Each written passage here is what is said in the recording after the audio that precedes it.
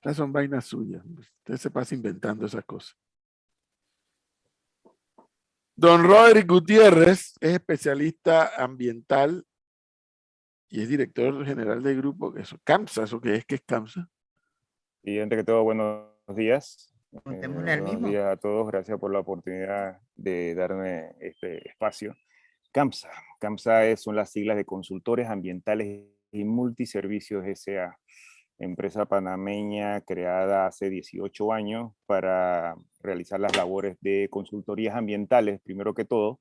Pero cuando la creamos, mi socia Pamela Ríos y yo le pusimos multiservicios, más que todo por la experiencia que habíamos tenido de que al confeccionar un estudio de impacto ambiental o al desarrollarse un proyecto, realmente necesitaba algo más que solamente el estudio de impacto ambiental, ¿no? Ya que el mismo es un grupo de informes o de estudios que tienen que ser, que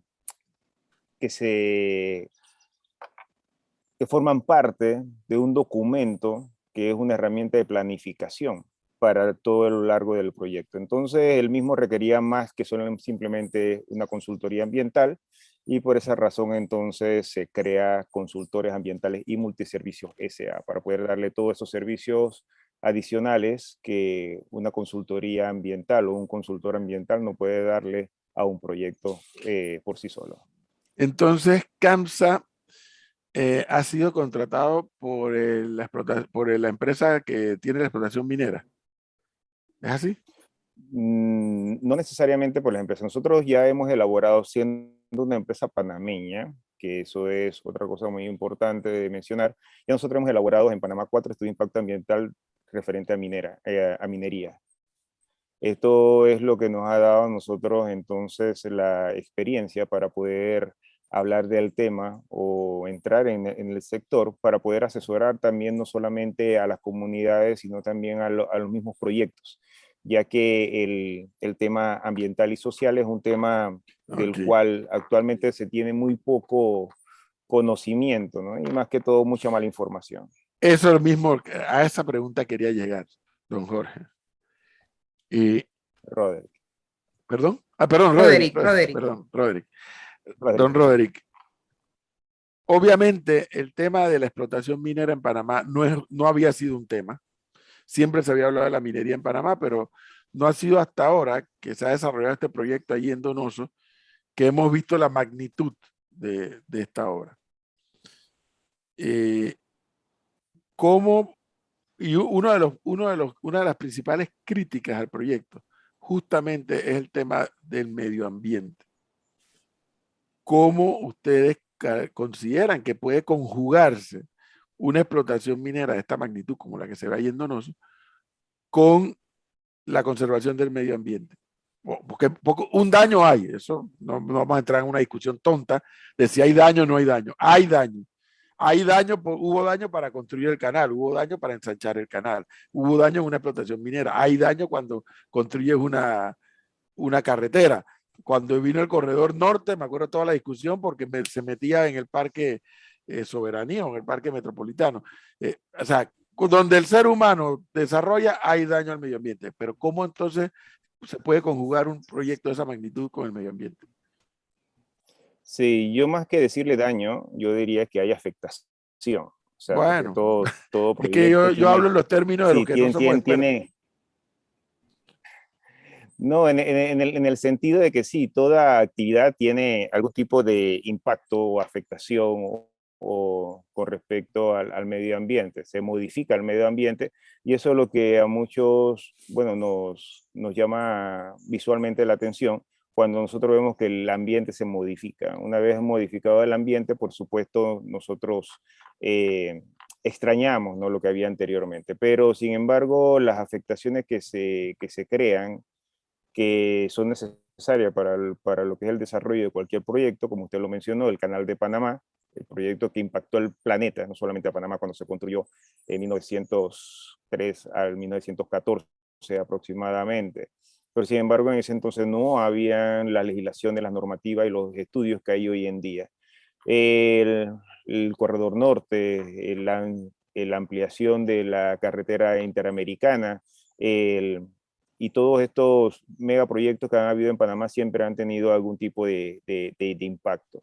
Pero sin embargo, si podemos ver a todos estos proyectos hoy en día, también debido al tema del plan de manejo que se le ha dado adecuado en la mayoría de los casos a estos proyectos, ha hecho que se ha ido recuperando en gran medida la afectación que hay. No se puede regresar nuevamente al 100%, eso estamos totalmente claros, pero sí se puede ir mejorando la afectación que ha tenido el proyecto en su zona o en el área de influencia, ¿no? Pero esto, como vuelvo y repito, todos los estudios, todos los proyectos, incluso la vida diaria de nosotros produce afectaciones, produce impactos. De cómo lo podemos manejar. Bueno, para eso, como dije anteriormente, están los planes de manejo, que están incluidos dentro de los estudios de impacto ambiental, que en realidad es una herramienta de planificación para el proyecto. Los estudios de impacto ambientales, muchos creen que es un mero trámite, y ahí es donde se comete el error. No es un mero trámite, es un documento que primero que todo no puede ser hecho por una sola persona. Incluso proyectos de esta magnitud, el estudio de impacto ambiental fueron hechos por varias empresas, no necesariamente empresas que cada una idónea en su profesión. O sea, habían empresas en donde tenía que ver la parte física, la parte biológica, empresas que tuvieron que diseñar todo lo que eran las infraestructuras, empresas forestales que tuvieron que hacer la planificación para ver la recuperación de las áreas afectadas, empresas que se dedicaban a lo que era la parte hidrológica, y no solamente panameña, sino empresas internacionales. Entonces, todos ellos ponen su firma, ponen su nombre, o sea, al escrutinio público, una vez que se presentan el estudio de impacto ambiental para la aprobación del Ministerio de Ambiente, y también a la aprobación o sea, al conocimiento de la ciudadanía. Entonces, de que sí hay impactos, sí lo hay diferentes impactos, hay afectaciones, pero para eso están los planes de manejo y las medidas de mitigación, ¿no? Dígame Para una poder que cosa, esos impactos sean lo menos posible. don Roderick, dígame una cosa. En el caso del proyecto que se desarrolla en Donoso, todo esto que usted acaba de explicar ha ocurrido. Sí, Empresas que vieron el tema del medio ambiente, de reforestación, el tema hídrico, todo esto se hizo. Sí, que se ha cumplido, no solamente que se ha cumplido, sino que tiene que seguir cumpliéndose. O sea, esto es como dije anteriormente, un plan a largo plazo, en donde no necesariamente ya lo hice y se cerró el tema, ¿no? Por lo menos en el tema hídrico, como usted lo mencionaba, hay un plan de manejo, un plan de monitoreo hídrico que tiene que ser a lo largo de toda la vida útil del proyecto, incluso en la etapa de cierre, en la etapa post-cierre. Para esto se hacen monitoreos o sea, pruebas de agua y monitoreos de campo para ver la afectación o cómo es el comportamiento de lo que son las fuentes hídricas. Y en el momento donde uno de estas análisis demuestren o arrojen que hay algún tipo de contaminación o algún tipo de afectación, entonces existen las medidas para poder corregirlo lo más rápido posible. Y no solamente las medidas, sino el equipo para hacerlo. En este tipo de empresa, porque a medida que nosotros nos hemos ido especializando en el tema minero aquí en Panamá, porque otra cosa también, nosotros pensamos que el tema minero en Panamá es nuevo, no es nada nuevo. O sea, el tema minero en Panamá cayó en 1999 cuando cayó el precio del oro a nivel mundial y las empresas mineras existentes aquí en Panamá cerraron y se fueron. Pero claro, no todos lo hicieron adecuadamente porque no existían las legislaciones.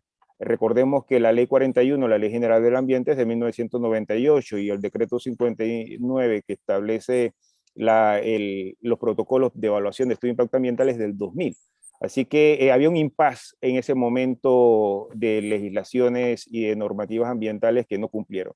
Entonces, revisando los monitoreos, los estudios, el plan de manejo que lleva esta empresa, y que es público también, porque hoy en día todo es digital y todo se puede conseguir en Internet, incluso en la plataforma del mismo Ministerio de Ambiente, la empresa tiene destinado millones de dólares para lo que es la parte del monitoreo, y porque eso no solamente es hacer el análisis de agua diario, sino también tener los equipos necesarios para poder contrarrestar cualquier eventualidad lo más rápido posible. Y entonces, de que tienen que cumplirlo, tienen que cumplir, por supuesto. Es que yo he escuchado muchas voces contestatarias al proyecto, lo que usted mismo acaba de decir, que hubo proyectos en el pasado que un buen día se fueron, dejaron todo eso ahí tirado y dejaron toda una serie de afectaciones. Sí, correcto. O sea, porque vuelvo y repito, no existían las legislaciones ni las normativas que existen hoy en día. Incluso hoy en día las normativas y el compromiso no solamente es con la parte del, o sea, con el Ministerio de Ambiente o el Ministerio de Comercio e Industria, como muchos creen. Hoy en día el compromiso también es son con las entidades financieras. Todos estos proyectos trabajan con financiamiento internacional, con mega bancos mundiales que son los que financian y por supuesto también tienen sus respectivos accionistas o respectivos inversionistas, que ellos van a estar garantes también de que las cosas se hagan bien. Hoy en día un proyecto puede ser parado incluso por un banco. ¿Por qué? Porque si no se cumple con todas las medidas que establecía en el estudio de impacto ambiental y que está estableciendo en el plan de manejo, el banco es el que le corta el financiamiento. Nosotros nos ha tocado recibir equipos interdisciplinarios de bancos que están financiando proyectos de esta magnitud, en donde ellos llegan y como a ellos se les asigna el proyecto, ellos van hasta el punto y coma, que a veces nosotros nos quedamos, que nosotros hicimos el estudio de impacto ambiental, lo hicimos y nos quedamos con sorprendidos de que ellos saben en qué página, en qué línea, en qué párrafo está lo que están preguntando. Entonces eso ha hecho que también aquí en Panamá, los que nos dedicamos a lo que es la parte de consultorías ambientales, nos tengamos que especializar también más y organizar un poco más los equipos para poder entonces responderle no solo al Ministerio de Ambiente, vuelvo y repito, o al Ministerio de Comercio e Industria, sino también a los bancos que financian Roderick, y tienen estos salvaguardas ambientales. una pregunta muy puntual a futuro. Una de las cosas que yo más aprendí en mi reciente viaje a Chile, donde estuve haciendo transmisiones desde allá, es que tan importante es hablar del desarrollo del proyecto, y usted lo mencionó hace un momento, como del plan de cierre. ¿Hay plan de cierre? Sí, por Hay plan de supuesto. cierre y hay No los hay, recursos para ese plan de cierre. por supuesto. Miren, incluso vamos a hablar del tema financiero. Un estudio de impacto ambiental no se aprueba si no puede comprobarle a las autoridades que tiene el dinero para poder hacerlo.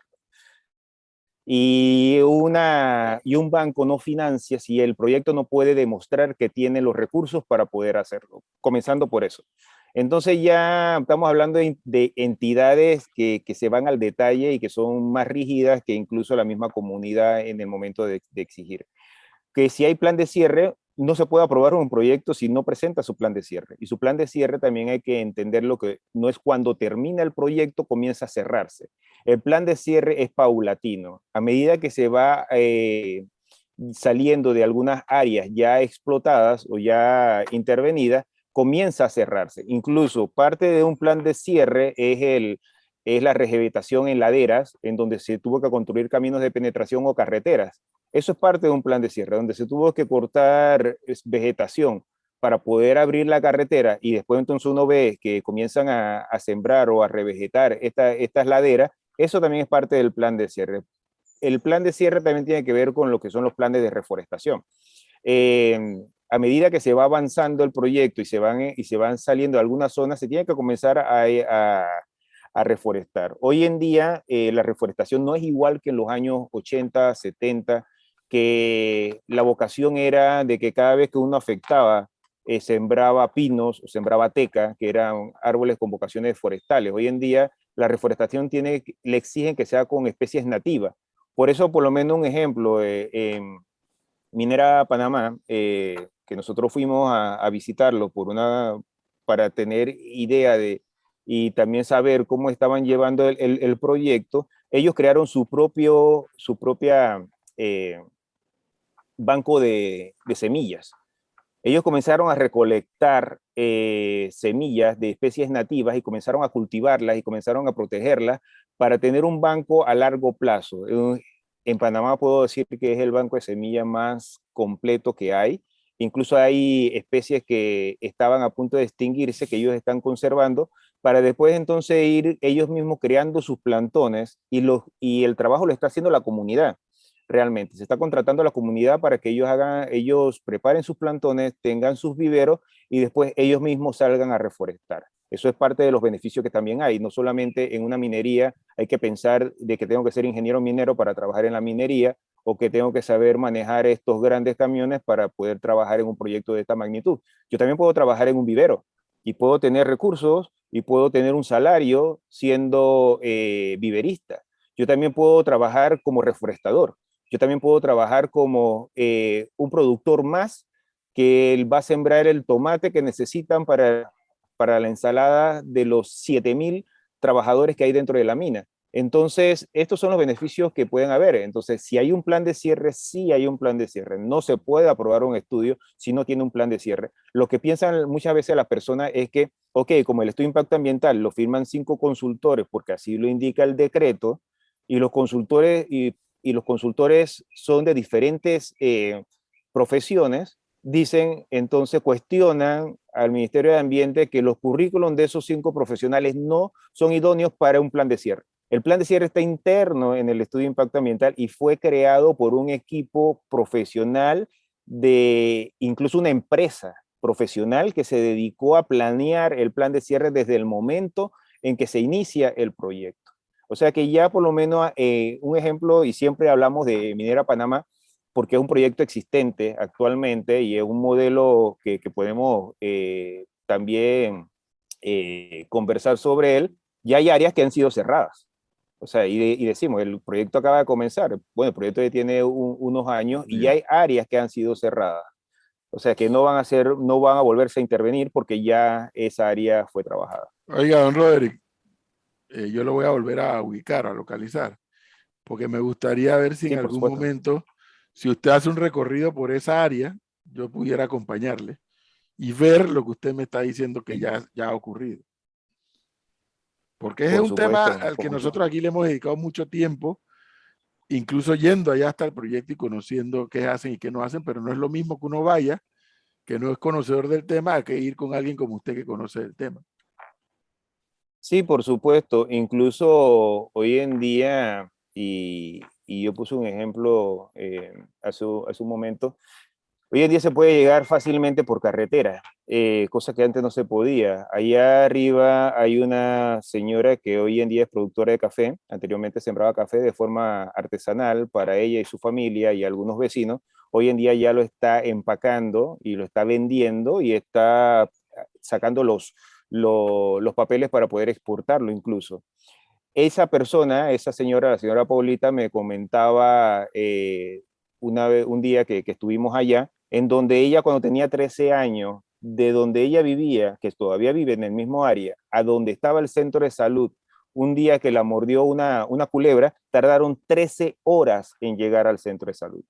O sea, porque no había carretera, no había forma de sacarla, que incluso ella cuando llegó al centro de salud ya estaba sangrando por la nariz, la boca, los oídos, por la cantidad de veneno que tenía corriendo en su cuerpo.